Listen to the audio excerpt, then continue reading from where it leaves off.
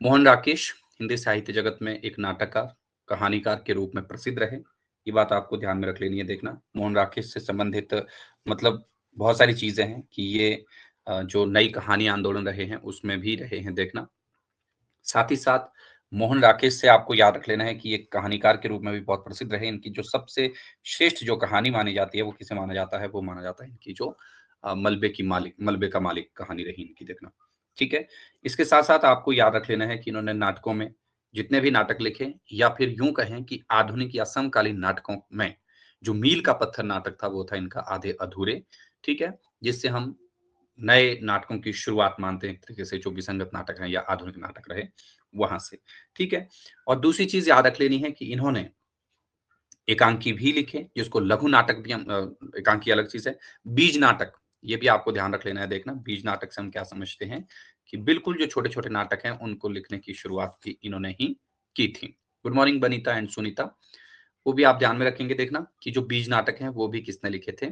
मोहन राकेश ने शुरुआत की उनको लिखने की। बीज नाटक का मतलब होता है बिल्कुल लघु नाटक।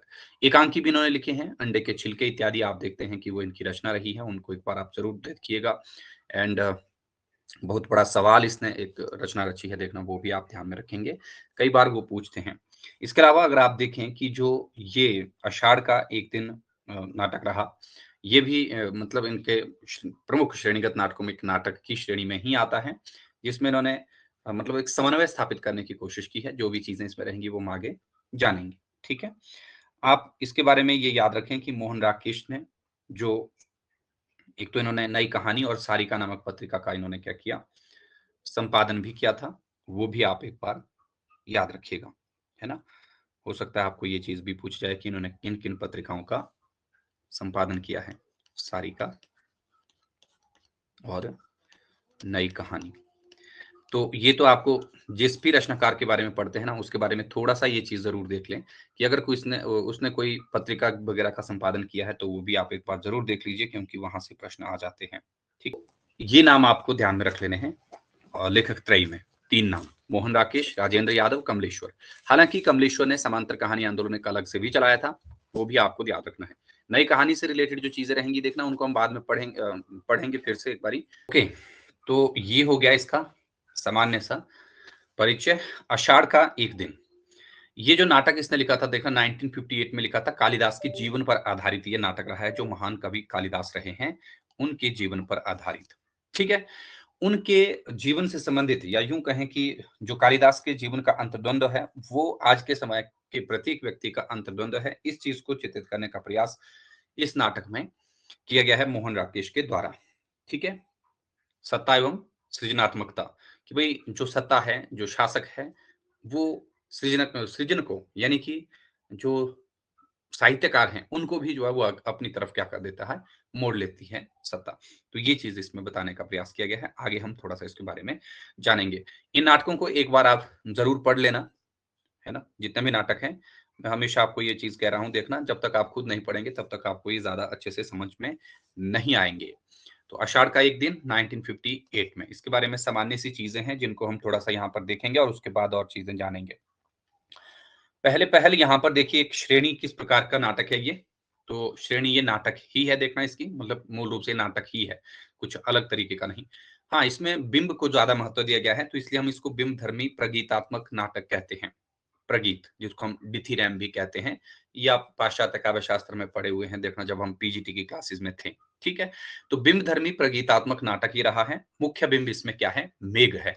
ये प्रश्न इम्पोर्टेंट हो सकता है देखना, ऐसे प्रश्न आपको पूछे जा रहे हैं आज के समय में, जो बिल्कुल बारीक-बारीक चीज़ें हैं, तो इन पर फोकस करना है आपको कि इसमें बिंबात्मकता है। जिस तरीके से हमने नाटक से संबंधित एक प्रश्न पिछली क्लास में देखा था, देखना कि कौन-सा जब हम देख रहे थे कि भई ऐसा प्रश्न आया कि इसमें कौन-सा ऐसा नाटक रहा जिसमें दोहा छंद का प्रयोग हुआ है। तो जो दोहा छंद से थे रिलेटेड था वो हमने अभी पिछले हफ्ते ही पढ़ा पिछले हफ्ते या इसी हफ्ते जो सोम-मंगल को क्लास हुई थी हमारी देखना उसमें कि जो आपका बकरी नाटक है उसमें क्या आया है? दोहा छंद का प्रयोग भी हुआ है। तो यहाँ पर अब क्या है? बिंब का प्रयोग हुआ है। बिंब कौन-सा है? मेघ बिंब है यहाँ पर, ठीक है? बिंब का मतलब होता है एक चित्र प्रस्तुत करना, ठीक है? कुल अंक कितने हैं इसमें? कुल अंक इसमें 3 हैं। दृश्य कितने हैं? दृश्य भी 3 ही हैं। कुल पात्र इसमें कितने हैं? 12 हैं और जिसमें से पुरुष पात्र 7 हैं, स्त्री पात्र जो हैं वो 5 हैं। ठीक है? इस तरीके के जो छोटे-छोटे प्रश्न हैं देखना, अभी लास्ट टाइम आपको इस तरीके का भी प्रश्न पूछा गया था कि इसमें कितने पात्र हैं, स्त्री पात्रों का अधिकता है या पुरुष पात्र ज़्यादा हैं। ऐसी चीज़ें जो आपको याद रखनी पड़ेंगी अब जो है पहले की तरह सिर्फ़ और सिर्फ़ रचनाकार की रचना का नाम, प्रमुख पात्रों के नाम याद रखने से बात नहीं बनेगी, पात्र गौण भी पढ़ने पड़ेंगे और रचना का मूल उद्देश्य भी पढ़ना पड़ेगा, रचना के पात्रों के में जो संख्या भी याद रखनी पड़ेगी, पात्रों का जो वैशिष्ट्य है, यानी कि उनके चरित्र चित्रण की कुछ विशेषताएँ हैं, वो भी आपको जाननी पड़ेंगी, तभी जो है काम बनेगा, अदरवाइज़ तो नहीं रहेगी। ठीक है? तो ये चीज़ें हैं जो सामान्य सी बातें हैं देखना, इनको आप याद रखिए। ये मोहन राकेश की प्रथम नाटक कृति मानी जाती है। 1959 में सर्वश्रेष्ठ नाटक होने के लिए इसे संगीत नाटक अकादमी पुरस्कार से सम्मानित भी किया गया था, ये बात भी आपको याद रखनी है। और एक महत्वपूर्ण बात ये भी है देखना कि जब मोहन राकेश लिख रहे थे या मोहन राकेश के जब ये नाटक आए, तो ये माना जाता है कि मोहन राकेश के नाटक जो है वो मंचन के लिए या थिएटर के लिए सबसे पहली पसंद माने जाते थे। तो आपको ऐसा भी प्रश्न अगर पूछ लिया जाए, कई बार ये आता है देखना कि विकल्प में आपको पूछेगा कि मोहन राकेश के नाटक जो है वो क्या मंचन की दृष्टि से श्रेष्ठ रहे हैं, तो बिल्कुल सही बात है कि मतलब जो भी निर्देशक रहे हैं उस वक़्त नाटक के, है ना? उन सब की पहली पसंद अगर किसी के नाटक हुआ करते थे, तो वो मोहन राकेश के नाटक ही हुआ हुआ करते थे मंचन के लिए। इस आधार पर हम कह सकते हैं कि मोहन राकेश के जो नाटक हैं, वो मंचन के लिए क्या माने जाते हैं, बिल्कुल उपयोगी माने जाते हैं। ठीक है? यानी कि अभिनेता की दृष्टि से मोहन राकेश के नाटकों को हम सफल नाटक कह सकते हैं। ये बात भी आपने ध्यान में रखनी है। अभिनेता, अभिनेता का मतलब होता है जिसको हम अभिनीत कर सकें। अभिनेता की दृष्टि से सफल नाटककार, है ना? जबकि यही बात जयशंकर प्रसाद पर लागू नहीं होती। उसके नाटक जो है वो मंचित करने योग्य नहीं माने जाते क्योंकि उसमें बहुत बड़े-बड़े जो है वो क्या माने जाते हैं बड़े-बड़े उसमें संवाद हैं। लेकिन ध्रुव स्वामिनी जो है वो मंचन की दृष्टि से क्या है? अभिनेता की दृष्टि से थोड़ा-सा सफल नाटक माना जाता है। ठीक है? उसको आपने देखना है। ओके? 1971 में मणिकौल के निर्देशन में, ये बात ध्यान रख लेनी है देखना, मणिकौल के निर्देशन में इस पर आषाढ़ का एक दिन फ़िल्म भी बनी थी। अब इस आषाढ़ का एक दिन को आप क्या कीजिएगा, इसको आप सिंगल इन्वर्टेड में और बोल्ड करके थोड़ा-सा लिखना कि 1971 में मणिकौल नाम के व्यक्ति रहे जिनके जो एक निर्देशक थे, इन्होंने इस पर एक फ़िल्म भी बनाई जो इसी नाम से हुई, आषाढ़ का एक दिन और जिसे सर्वश्रेष्ठ फ़िल्म फेयर पुरस्कार भी मिला था। ये बात भी आपको ध्यान में रख लेनी है। और एक चीज़ और याद रख लेना कि इसका संपादन यानी कि एडिटिंग जो की थी वो स्वयं मोहन राकेश ने ही की थी, ये बात भी महत्वपूर्ण है। ठीक है? संपादक कौन रहे इसके? ये स्वयं रहे। ठीक है? याद रखिएगा, मोहन राकेश से संबंधित ये चीज़ भी महत्वपूर्ण है, याद रखना है। ठीक है? कालिदास की कीर्ति व उनके जीवन पर आधारित ये नाटक है। यहाँ पर आप जीवन से संबंधित आप लिख सकते हैं कीर्ति और अंतर्द्वंद्व, ठीक है? कीर्ति के साथ-साथ उसकी सृजन शक्ति की जो शिथिलता है, वो भी इसमें देखने को मिलती है। तो कीर्ति ही कीर्ति नहीं है देखना, उसकी जो शिथिलता है कि वो बाद में मतलब जब वो एक अच्छा शासक बन जाता है देखना, तो उसके लेखन शक्ति जो है, ये लेखन की क्षमता जो है वो उतनी नहीं रह जाती। ठीक है? तो ये बात इसमें बताई गई है, इसको आपने ध्यान में रखना है। ये था आषाढ़ का एक दिन के बारे में सामान्य सी चीज़ें जो आपको पहले-पहल यहाँ से पता होनी चाहिए कि इस नाटक में क्या-क्या बातें हैं। ठीक है? तो इसको आप एक बार ज़रूर पढ़िए, यहाँ से ज़्यादा प्रश्न बनते हैं। इसलिए मैंने कहा था कि भूमिका इत्यादि को थोड़ा-सा पढ़ना है और इसके बैकग्राउंड में जाना आपको ज़रूरी है। अब जो आषाढ़ का एक दिन है, इसके कथानक को हम देखते हैं, यानी कि इसकी कथा वस्तु को देखते हैं, मेन जो स्टोरी है। तो ये कालिदास के जीवन वृत्त पर आधारित नाटक है, ये हम पहले ही जानते हैं देखना। वास्तव में कालिदास की प्रेयसी मल्लिका का ये नाटक है। मल्लिका कालिदास से प्रेम ही नहीं करती, अपितु उसे महान बनते हुए देखना चाहती है। तो ये आप देखते हैं देखना कि जो आप ये अ, मल्लिका रही है, ये क्या कर देती है, कालिदास से प्रेम तो करती है, लेकिन इसका विवाह जो है वो इससे नहीं होता है ना? कालिदास का विवाह जो है प्रियंगु मंजरी नामक एक राजकुमारी से किया जाता है, ठीक है? उसके बाद उसका राज्याभिषेक भी होता है और वो राजा भी बन जाता है, ठीक है? और ये जो मल्लिका है, ये पूरा सहयोग उसको देती है कि भई तू चला जा वहाँ पर, उज्जैनी चला जा, वहाँ पर ही तेरा जो है राज राज मतलब तुझे राजकीय व्यक्ति के रूप में जो है रखा जा रहा है, तो जाना चाहिए, है ना? राजकवि के रूप में। तो ये वहाँ पर चला जाता है और वहाँ पर ये बहुत ज़्यादा महान बन जाता है, उसके बाद ये राजा बन जाता है और ये महान तो बन जाता है लेकिन इससे दूर हो जाता है मल्लिका से और जो मल्लिका इसकी एक तरीके से प्रेरणा शक्ति है देखना, वो उसको लिखने के लिए प्रेरित करती है। लेकिन बाद में जब प्रियंगु मंजरी से इसका विवाह हो जाता है, तो वो उस तरीके का कालिदास नहीं रह पाता, उसकी सृजन शक्ति जो है वो धीरे-धीरे क्षीण होती जाती है। ठीक है? इस नाटक में ये दर्शाने का प्रयास हुआ है देखना कि कालिदास जो है वो महानता पाने के लिए क्या रहता है, मतलब इसमें कालिदास और जो ये मल्लिका है, इन दोनों को एक बहुत बड़ी कीमत चुकानी पड़ती है, ठीक है? जब ये इसको छोड़कर चला जाता है कालिदास को और उज्जैनी में बस जाता है, तब उसकी ख्याति और उसका जो रुतबा है, वो तो भले ही बढ़ जाता है, लेकिन उसकी जो सृजन शक्ति है ना? उसको जो एक कवि का कर्म है, वो कहीं न कहीं इससे पीछे छूट जाता है, ठीक है? वो इससे दूर भाग जाती है वो, है ना? और जो उसकी पत्नी होती है, जो प्रियंगु मंजरी होती है, वो इस प्रयास में लगी रहती है कि भई वो क्या है, जो वैसा ही वातावरण बनाए जैसा कि कालिदास के लिए पहले था, जिस तरीके का वातावरण जो मल्लिका ने प्रदान किया था, लेकिन वो कभी भी मल्लिका नहीं बन पाई। तो कहने का मतलब ये है कि जो प्रेरणा उसे मल्लिका से मिली, वो प्रियंगु मंजरी से उसे नहीं मिलती थी और वहाँ पर वो अपने द्वंद्व में हमेशा रहा कि क्या उसका वो फैसला सही था कि वो इसको छोड़ के आए और राजकवि या फिर राज्य का सुख भोगे, ठीक है? ये चीज़ है यहाँ पर। तो स्वाभाविक सी बात है देखना कि एक मनुष्य जब किसी भी चीज़ में या कहीं भी मतलब अपने स्वतंत्र रूप से ना लिख पाए तो वो अंतर्द्वंद में ज़रूर रहता है। जैसे आप रीतिकालीन कवियों को देखते हैं कि अगर वो अपने स्वानुभूति को सही तरीके से व्यक्त भी करना चाहें, तो जो सत्ताधारी है या जो उसके आशयदाता हैं, क्या वो उसे जो है वो सही तरीके से मतलब अपने विचार अभिव्यक्त करने की स्वतंत्रता देते? कभी नहीं। तो इसलिए यही चीज़ यहाँ पर बताई गई है कि उसका जो कवि कर्म है, यानी कि उसकी जो सृजन शक्ति है, वो उसके बाद धीरे-धीरे क्या है, दूर हो जाती है। ठीक है? तो ये बात आपको यहाँ पर ध्यान रख लेनी है ना? इसके अलावा ये क्या कह रहा है कि कालिदास महान अवश्य बनता है, पर मल्लिका को इसका मूल्य चुकाना पड़ता है। ठीक है? मल्लिका से वो दूर चला जाता है, ठीक है? कालिदास उसे सहानुभूति के अलावा कुछ भी नहीं दे पाता, है ना? वो सिर्फ़ और सिर्फ़ उसके प्रति अपनी सहानुभूति ही प्रकट करता है और वो उसे कुछ भी नहीं दे पाता। ये इसकी एक छोटी-सी स्टोरी है, जब आप इसको खुद पढ़ेंगे तब आपको ज़्यादा अच्छे से ये समझ में आ जाएगी। अब हम अगर बात करें कि आषाढ़ का एक दिन जो ये नाटक रहा है, इसका क्या उद्देश्य है? देखिए, पहली चीज़ तो यहाँ पर है पुरुष की अहमृति का शिकार, स्त्री की दयनीय दशा का उद्घाटन, ठीक है?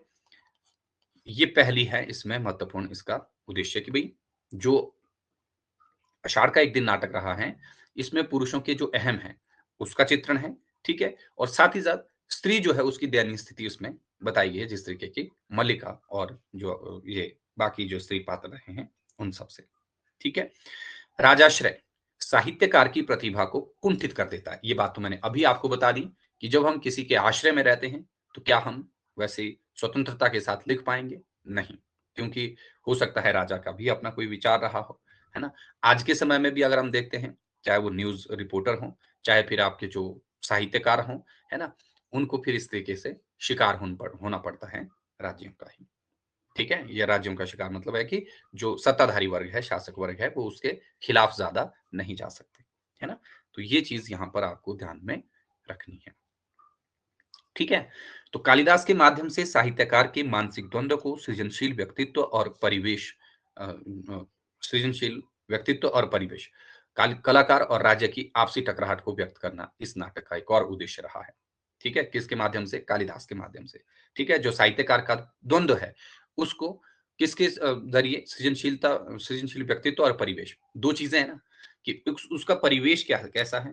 वो उसके जो उस व्यक्तित्व को, जो एक कलाकार का व्यक्तित्व है, जो एक स्वच्छंद व्यक्तित्व होना चाहिए था, उसको वो कह रहा है कि ये परिवेश जो है वो वैसा नहीं मिल पाता, इस तरीके से वो अपने आप में क्या है, कुढ़ता रहता है और अब द्वंद्व में जीने के लिए विवश हो जाता है, ठीक है? कलाकार और राज्य की आपसी टकराहट को इसमें व्यक्त किया गया है। ये चीज़ आपको यहाँ पर ध्यान में रख लेनी है इस नाटक में। एक चीज़ आपको ध्यान में रख होगी यहाँ पर देखना कि ये जो नाटक है इसमें मल्लिका जो है वो क्या करती है, उसका त्याग है, मतलब उसके त्याग की घटना या त्याग की कथा भी आप ये कह सकते हैं, ठीक है?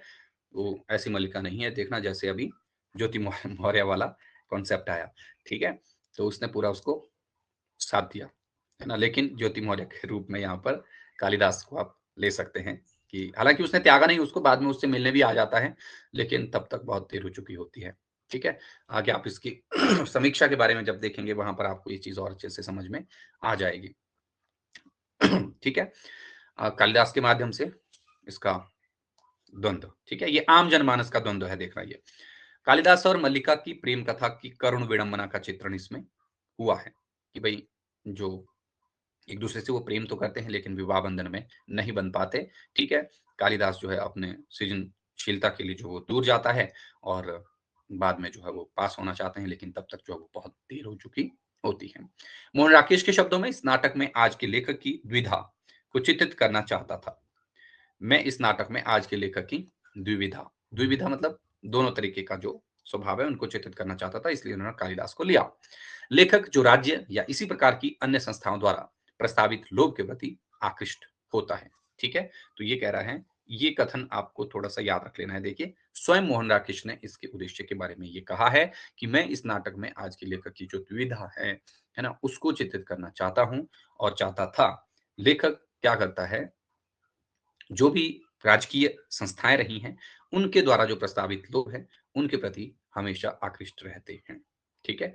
यही बात यहाँ पर बताने का प्रयास किया और कालिदास भी इसी लोभ के प्रति लोभ के चलते ही वहां पर उज्जैनी जाने के लिए क्या कर देते हैं, हामी भर देते हैं, लेकिन वहां चले तो जाते हैं, लेकिन वहां पर उन्हें वो स्वतंत्रता नहीं मिल पाती जिस स्वतंत्रता को वो चाहता था। एक सकते हैं पात्र, इसके बारे में आप पहले ही पढ़ चुके हैं, 7 और 5, ठीक है, 7 पुरुष 5 स्त्री पात्र, टोटल 12 ही पात्र इसमें रहे हैं, ये बात आपको ध्यान में रखनी है।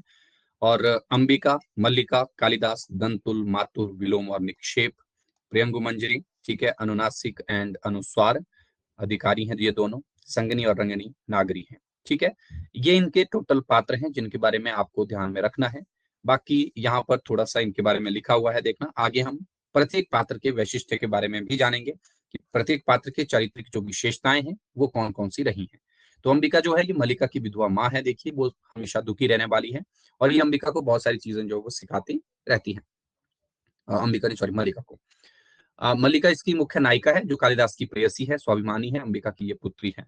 कालिदास है कवि है, मल्लिका का प्रेमी, किंतु विवाह जो प्रियंगु मंजरी से कर देता है।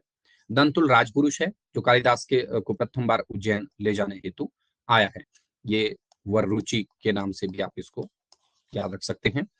उसके बाद मातुल है, ये कालिदास का संरक्षक है। विलोम और निक्षेप जो है ये दोनों ही ग्राम पुरुष हैं। प्रियंगु मंजरी जो है वो राजकवि कालिदास की पत्नी है, जबकि अनुनासिक और अनुस्वार जो है ये अधिकारी हैं। संगनी और रंगनी जिसमें नागरी है।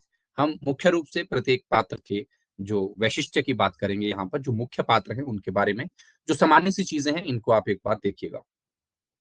सबसे पहले जो प्रमुख नायिका है, देखना जिसके इर्द गिर्द पूरा का पूरा इसका कथानक घूमता है, वो है मल्लिका।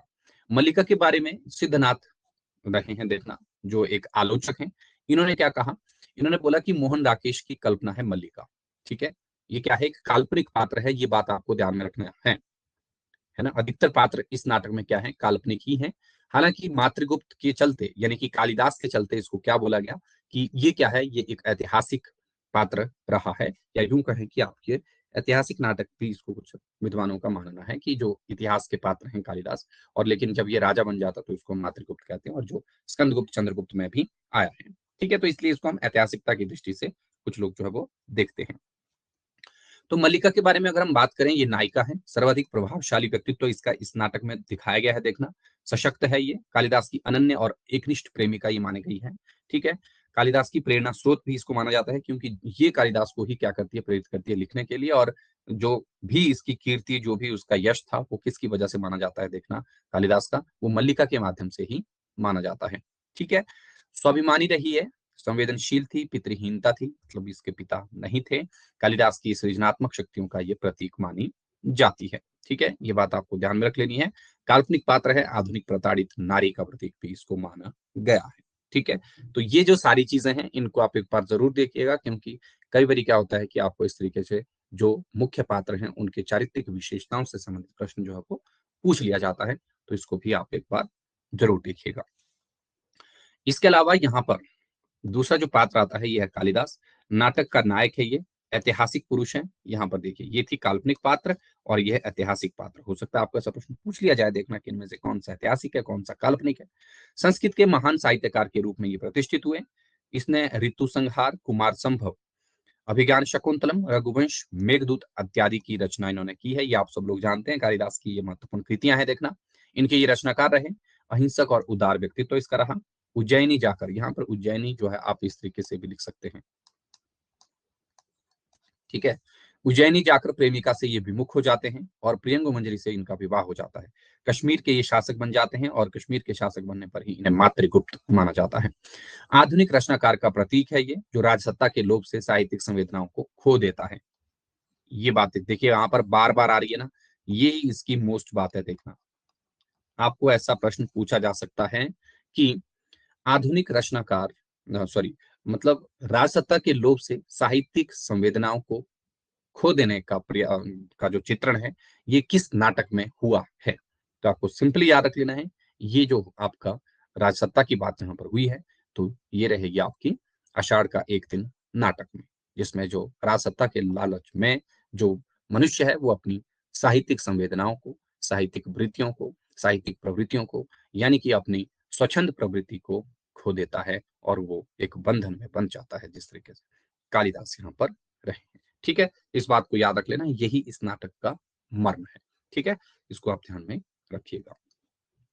फिर तीसरे नंबर पर विलोम नाम का एक पात्र आता है। इसमें विलोम का एक कथन है जो स्वयं के बारे में ये कहता है। देखना, ठीक है, इसको आप याद रखिएगा कि विलोम जो है वो अपने बारे में क्या कहता है। विलोम क्या है? एक असफल कालिदास। ठीक है, पूरा कथन ये क्या है कि विलोम क्या है? एक असफल कालिदास है, और कालिदास कालिदास जो है एक सफल विलोम है। ठीक है, ये बात आपको याद रख लेनी है।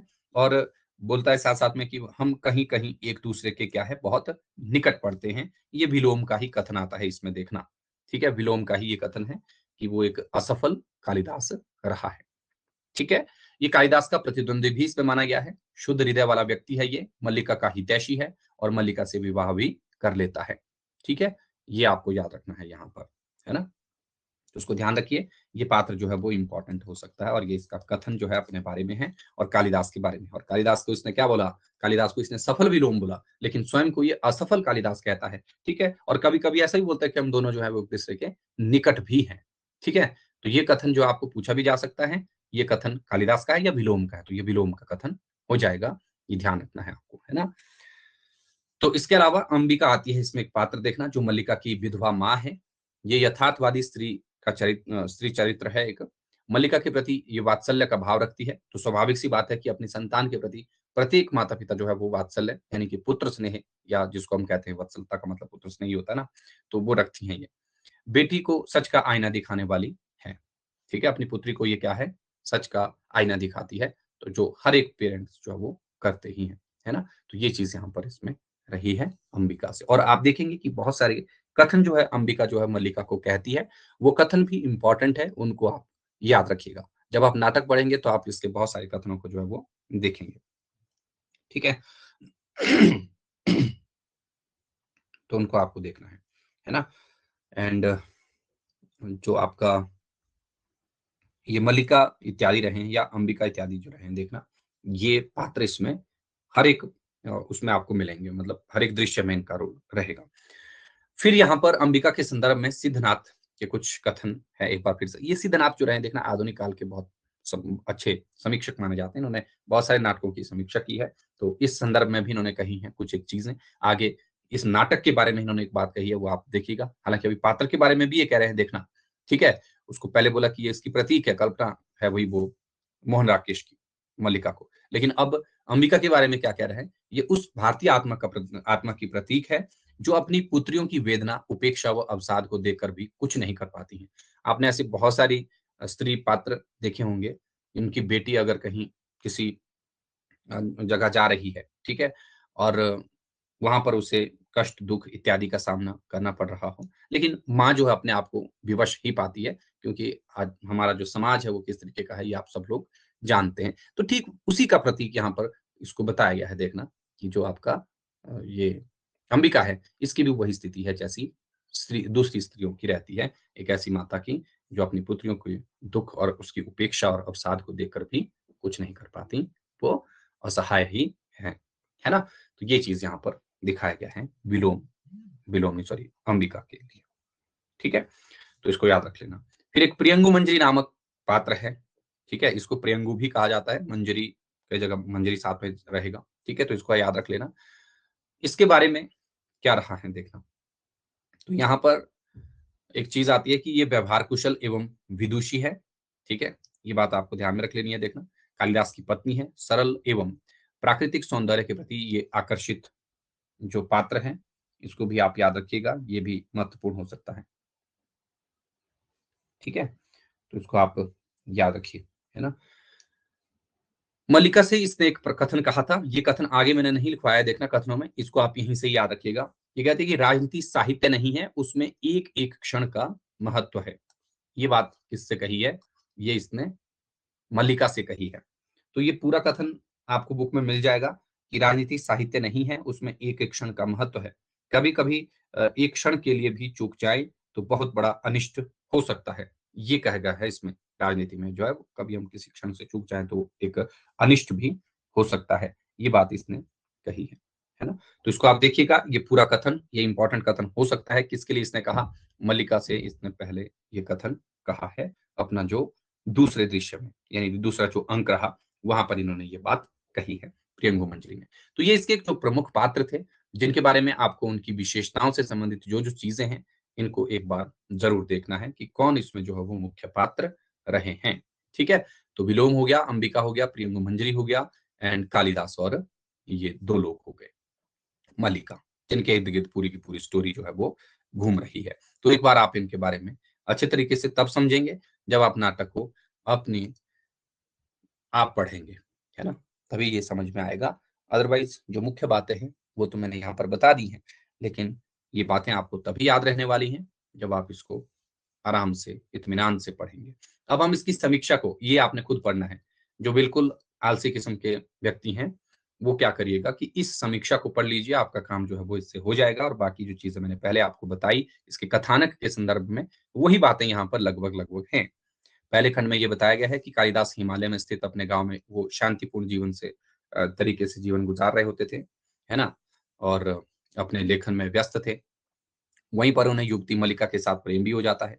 उज्जैनी के कुछ दरबारी कालिदास से मिलते हैं और उसे सम्राट चंद्रगुप्त विक्रमादित्य के दरबार में चलने को कहते हैं। वह असमंजस में पड़ जाता है, और एक तरफ सुंदर शांति से भरा गाँव का जीवन है, और दूसरी तरफ जो है उज्जैनी के दरबार में प्रश्रय पाकर महानता पाने का उसके पास अवसर है। तो जो ये अम, मल्लिका होती है, वो बोलती है कि ऐसा अवसर हाथ से नहीं जाना चाहिए, आप जाइए, ठीक है? आपको एक्सपोज़र मिल रहा है, तो आपको ज़रूर जाना चाहिए। वो उसे प्रेरित करती है वहाँ पर जाने के लिए भी, ठीक है? कहानी का आरंभ जो है आषाढ़ के पहले दिन वर्षा से होता है। पहले दिन की, आषाढ़ का जो पहला ही दिन होता है, देखना वो आषाढ़ महीने का, और मल्लिका कालिदास की भावनात्मक धरातल पर सच्चा और पवित्र प्रेम करती है। वह उसे महान होते हुए भी देखना चाहती है, इसलिए उसे जो है उज्जैनी जाने की वो राय दे देती है। कालिदास जो है वो भारी मन से चला जाता है, क्योंकि वो इस शांतिपूर्ण भरे गाँव जो है, मतलब सुंदर और शांत गाँव को जो है वो नहीं छोड़ना चाहता था। लेकिन मल्लिका उसे प्रेरित करती है कि तुम्हें जाना चाहिए, बहुत कम लोगों को ऐसे अवसर जो है वो मिलता है। ठीक है? और वो भारी मन से चला जाता है। कालिदास वहाँ राजकवि के रूप में बुलाया जाता है, वररुचि उन्हें लेने आते हैं। ठीक है? ये बात आपको यहाँ पर ध्यान में रखनी है। तो ये पहला खंड था। दूसरे खंड में क्या आता है, इसमें कालिदास की कीर्ति बढ़ती चली जाती है जब वो एक राजकवि के रूप में आ जाता है, और उसका विवाह राजकन्या प्रियंगु मंजरी से हो जाता है, एंड साथ ही साथ उसको कश्मीर का राज्यपाल भी बना दिया जाता है, यानी कि राजा भी बना दिया जाता है। अब वे कालिदास से मातृगुप्त बन जाते हैं। ये बात आपको ध्यान में रखनी है, और इसी आधार पर इसको हम ऐतिहासिक पात्र भी मानते हैं। गाँव में मल्लिका जो है वो दुखी और अकेले रह रही थी। कालिदास और प्रियंगु मंजरी मल्लिका के गाँव आते हैं। लेकिन कालिदास मल्लिका से नहीं मिलते, केवल प्रियंगु मंजरी ही मिलती है। वो उसके प्रति सहानुभूति जताती है और कहती है कि मैं उस तेरा विवाह जो है किसी राजसेवक से करवा दूँगी। लेकिन मल्लिका जो है इससे साफ इनकार कर देती है। इसमें दूसरे खंड में बताया गया है। तीसरे खंड में है कि कालिदास गाँव में अकेले आता है, सब कुछ त्याग कर, है ना? वो वहाँ पर चला आता है, क्योंकि उसका जो आंतरिक जो द्वंद रहा वो उसे यहाँ तक ले आता है। मल्लिका को जब ये खबर मिलती है कि वो सब कुछ जो है वो यहाँ पर छोड़-छाड़ के आ गया, है ना? तो विवशतावश मल्लिका का विवाह जो है वो ग्राम पुरुष विलोम से होता है। इसी पार्ट में ये भी बताया गया है कि इसका विवाह जो है वो किससे हो चुका होता है, विलोम से हो चुका होता है। कालिदास जो है वो मल्लिका से मिलने आता है, लेकिन सच्चाई देखकर वो निराश लौट जाता है, और इस तरीके से इसका अंक, मार्मिक अंक जो है वो बताया गया है। ठीक है? तो ये पूरी की पूरी एक समीक्षा, यानी कि आप ये कह सकते हैं, इन शॉर्ट अगर आपको नाटक के बारे में बाहर-बाहर से देखना है तो ये चीज़ रहेगी, और इसमें वही अंतर्द्वंद को चित्रित करने का प्रयास किया गया है। देखना कि कालिदास जो है वो कालिदास का सत्ता एवं सृजनात्मकता के बीच जो संघर्ष है वो इसमें चित्रित किया गया है। इस शब्द को याद रख लेना है। आपको कई बार ऐसा भी पूछा जा सकता है। सत्ता एवं सृजनात्मकता या सर्जनात्मकता, सत्ता एवं सृजनात्मकता का अंतःसंघर्ष, ये है इसका केंद्रीय विषय। ठीक है, इसको आप एक बार जरूर याद रखिए, आषाढ़ का एक दिन का, है ना। इन तीनों को पढ़ने के पश्चात, तीनों दृश्यों को देखने के पश्चात आपको ये चीज जो है देखने को मिलता है।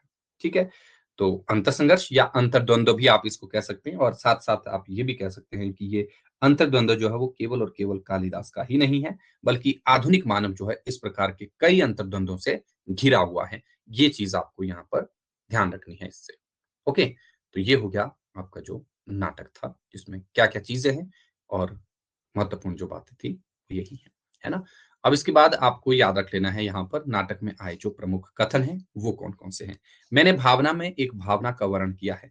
मेरे लिए वह संबंध और संबंधों से बड़ा है। मैं वास्तव में अपनी भावना से प्रेम करती हूँ, जो पवित्र है, कोमल है, अनश्वर है।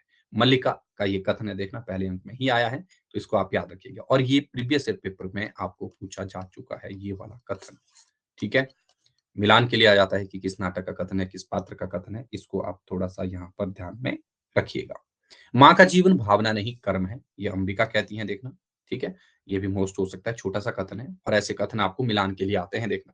तो इसलिए इन कथनों को याद रखिए, और कथन पढ़ने के लिए मैंने हमेशा कहा है, मैं चाहे आपको कितने ही कथन यहाँ पर लिखवा दूँ, लेकिन जब तक आप खुद इसको पढ़ेंगे नहीं ना, तब तक आपको ये कथन याद नहीं रहेंगे। याद रहने का मतलब है कि वैसे रट तो लेंगे आप इनको, लेकिन अगर आप इसको पढ़ेंगे तो एकदम से आपको ये याद हो जाएगा, अच्छा ये कथन यहाँ पर आया था और मैंने पढ़ा था इसके बारे में, है ना? तो ये आपको ज़्यादा इंटरेस्ट के साथ याद हो जाएँगे। किसी संबंध से बचने के लिए अभाव जितना बड़ा कारण होता है, अभाव की पूर्ति उससे बड़ा कारण बन जाती है। अंबिका का ही कथन है, देखिए ये अपनी बेटी को समझाते हुए वो कह रही है। कविता का कुछ मूल्य है, तभी तो सम्मान का मूल्य है। मल्लिका यहाँ पर किससे कहती है? मातुल से कहती है। ठीक है? ये बात भी यहाँ पर कह तो याद रखनी है, देखना। हालाँकि ये कथन ही इस तरीके से है, कविता का कुछ मूल्य है, आर्य मातुल। तो यहाँ पर आर्य मातुल को यहाँ पर देखिए डॉट-डॉट में लिखा है, वो पेपर में भी आपको ऐसे ही रहता है कि जो आपका पात्र का नाम होता है, उसको नहीं दिया जाता, और इसलिए कहा जाता है कि भैया ये पंक्ति जो है वो किसने कब कही थी। तो पहले अंक में मल्लिका जो है वो मातुल से कह रही है। सम्मान प्राप्त होने पर सम्मान के प्रति प्रकट की गई उदासीनता व्यक्ति के महत्व को बढ़ा देती है। ये भी अंबिका का कथन यहाँ पर रहा है कि जब सम्मान प्राप्त होने पर जो सम्मानित के प्रति प्रकट की गई जो उदासीनता है, या सम्मान के प्रति जो उदासीनता है, वो मनुष्य के महत्व को बढ़ा देता है। ये बात बहुत ही महत्वपूर्ण बात है, देखना ये, है ना? जैसे मान लीजिए हम किसी को क्या कर रहे हैं, आप जो किसी को सम्मान दे रहे हैं, ठीक है? लेकिन सामने वाला जो है उसके प्रति उदासीनता व्यक्त कर रहा है कि भई मैं तो इतना महान नहीं हूँ जो आप मुझे इतना मान-सम्मान दे रहे हैं। तो इनडायरेक्टली जो है वो इससे क्या है, इससे उसका महत्व जो और भी बढ़ता जा रहा है ना? तो ये बात यहाँ पर कौन बताती है? अंबिका बताती है। तो इसको भी याद रखिए, ये भी मोस्ट कथन हो सकता है, ठीक है? और पहला तो है, खैर है ही है इम्पोर्टेंट, है ना? और ये भी मोस्ट हो सकता है ये कथन, इसको भी याद रखिए, है ना? आगे आता है नाटक में आए जो प्रमुख कथनों में, योग्यता 1/4 व्यक्तित्व, मोस्ट है, महत्वपूर्ण है, ये भी प्रीवियस ईयर पेपर में पूछा जा चुका है। योग्यता क्या है? 1/4 व्यक्तित्व का निर्माण करती है, शेष पूर्ति जो है प्रतिष्ठा द्वारा ही होती है। ये बात याद रख लीजिए, निक्षेप का कथन आता है, ये देखना, ये किसको कहते हैं? अंबिका से ये कहते हैं, ठीक है? योग्यता के बारे में ये बोला है, तो इसे आप एक बार देखिए, ये भी आपके प्रथम अंक का ही है। ज़्यादा इसमें महत्वपूर्ण जो कथन है ना, वो आपको पहले अंक में ही मिलेंगे। तीसरे अंक के कथन इतने ज़्यादा इम्पोर्टेंट नहीं है, आप देखेंगे, जब इसको पढ़ेंगे भी। आपके पास बुक भी होगी, दृष्टि वाली बुक भी होगी, वहाँ पर भी कथन आपको मिल जाएँगे। लेकिन तीसरे अंक के कथन जो है वो पढ़ने लायक नहीं है, उसमें टाइम वेस्ट ज़्यादा नहीं करना है आपको, है ना? तो ये ध्यान रखना। लेकिन फिर भी एक बार जब पढ़ेंगे तो देखना, आपको खुद आइडिया लग जाएगा कि ये क्या एग्ज़ाम के पॉइंट ऑफ व्यू से महत्वपूर्ण हो सकते हैं या नहीं हो सकते, है ना? तो वो देखिए एक बार। वर्षों का व्यवधान भी विपरीत को विपरीत से दूर नहीं करता, कालिदास का ये कथन है। राजनीति में कुछ भी असंभव नहीं है, जितना संभव है कि ऐसा ना हो, उतना ही संभव है कि ऐसा हो, और यह भी संभव है कि जो हो, वो ना हो। मातुल का कथन, ये इम्पोर्टेंट कथन है, इन्हें याद रखिएगा, और मैंने कोई भी यहाँ पर आपको बेकार का कथन नहीं रखा है। सौंदर्य के सामने जीवन की सुविधाएँ हे हैं, इसे आंखों में व्याप्त करने के लिए जीवन भर का समय भी अपर्याप्त है। प्रियंगु मंजरी यहाँ पर ये कहती हैं, देखना, इसे आप याद रखिएगा। तो ये थे आपके इस नाटक के जो प्रमुख प्रमुख कथन हैं, जिन कथनों को आपको ध्यान में रखना है, और इससे बाहर मुझे नहीं लगता कि आपको कोई और प्रश्न जो है वो बन सकता है। हाँ, जितनी भी छोटी-छोटी चीज़ें थी, बारीक-बारीक चीज़ें थी, वो मैंने बताई हैं, और अगर आपको इससे बाहर भी लगता है कि कुछ चीज़ें बची हुई हैं, तो एक बार नाटक को ही पढ़िए। मूल पाठ जब तक आप खुद नहीं देखेंगे, तब तक मैं नहीं बता पाऊँगा आपको, क्योंकि एक क्लास में आपको पूरा नाटक तो नहीं बताया जा सकता, एक शब्द टू शब्द तो नहीं बताया जा सकता। इसलिए नाटक को दिन जब कभी आपके पास खाली समय में मिलता है, उसमें पढ़ना है उसको, है ना? तभी बात बनेगी। अगला क्या है? अगला आता है इस नाटक के बारे में आलोचकों के मत। ये आपको नेट में भी मिल जाएँगे, वहाँ से देखना इनको, है ना? लिख देना कि इसकी समीक्षा के बारे में बताइए, है ना? जो आपका ये आषाढ़ का एक दिन नाटक रहा है, इसकी समीक्षा या इसके संबंध में आलोचकों के कथन, ऐसे आप लिखेंगे तो आपको डेफ़िनिटली जो है थोड़े बहुत कथन जो हैं उनके मिल जाएँगे। तो यहाँ पर 3 कथन हैं, सिद्धनाथ कुमार का है, जगदीश शर्मा और नेमिचंद्र जैन का। सिद्धनाथ कुमार कहते हैं कि आषाढ़ का एक दिन अतीत की पृष्ठभूमि में लिखा गया है, लेकिन बावजूद इसके इसमें क्या है, अनेक दृष्टियों से ये आधुनिक चेतना का नाटक है। आपको सिंपल इतना भी पूछा जा सकता है, देखना, कि आधुनिक चेतना का नाटक आषाढ़ का एक दिन नामक जो रचना है, इसको किसने कहा था? तो ये सिद्धनाथ कुमार हो जाएगा, आधुनिक चेतना का नाटक। ठीक है? आषाढ़ का एक दिन पुरुष के अहम के आगे पराजित नारी की करुण कथा है। ये मोस्ट कथन है, देखना। जगदीश शर्मा जो कहते हैं, ये कथन मोस्ट है, इसको याद रखिएगा कि ये कैसा नाटक है ये। ये जो है पुरुष के अहम के आगे जो पराजित नारी है, उसकी कथा, यानी पुरुष की जो उसके रुतबे के लिए जो है वो नारी क्या कर देती है, नारी जो अपनी कारुणिक स्थिति के लिए भी मतलब मतलब उसकी करुणापूर्ण स्थिति को भी वो क्या कर लेती है, एक्सेप्ट कर लेती है। इस चीज़ को दिखाया गया है कालिदास और उसके माध्यम से, मल्लिका के माध्यम से। आषाढ़ का एक दिन आधुनिक रचनाकार के द्वंद्व का नाटक है। ठीक है? कैसा है ये? आधुनिक रचनाकार के द्वंद्व का नाटक, ये नेमिचंद्र जैन कहते हैं। नेमिचंद्र जैन भी एक समीक्षक के तौर पर रहे हैं, देखना, और ये तार सप्तक के कवियों में आते हैं, जो आपका 1943 में संपादित किया गया था अज्ञे के द्वारा, तार सप्तक, तो उसमें शामिल है ये कवि। ठीक है? तो इनको आप एक बार देखेंगे, इन्होंने इस नाटक की समीक्षा के संदर्भ में ये बातें कही हैं, इन्हें आप थोड़ा-सा याद रखिए। मोहन राकेश ने इसके बारे में क्या कहा, वो हमने पीछे देख लिया, ठीक है? और इसके पात्रों के बारे में जो महत्वपूर्ण बातें हैं, वो हमने देख ली। इसके प्रमुख जो कथन आए हैं इसमें, वो कौन-कौन से थे, उनको देख लिया। कथनों को ज़्यादा याद रखने के लिए आपको खुद से पढ़ना पड़ेगा। अगर टाइम है तो पढ़िए, अगर नहीं है टाइम तो समीक्षा पढ़िए। समीक्षा को पढ़ने का टाइम नहीं है तो इन तथ्यों को ही देख लीजिए, टाइम तो निकालना पड़ेगा, इससे कम बात नहीं बनेगी। ठीक है? तो यहाँ पर आपका आषाढ़ का एक दिन जो है वो है समाप्त। अब आपको कुछ और चीज़ें अगर रहेंगी, तो वो हम बाद में देखेंगे जब भी आपको टाइम लगे कि इनमें क्या-क्या कमियाँ रह गई हैं, है ना? पहले हम इसको निपटा लेते हैं, अपना जो लहरों के राजहंस है, उसको। लहरों के राजहंस नहीं, सॉरी, आधे-अधूरे, है ना? तो आधे-अधूरे हम कल करेंगे। तो कल ये ठीक है, फिर आज के लिए इतना ही। मिलते हैं कल सुबह ठीक 9 बजे। तब तक आप सभी लोग पढ़ते रहिए, पढ़ाते रहिए, मुस्कुराते रहिए। Bye bye, have a good day.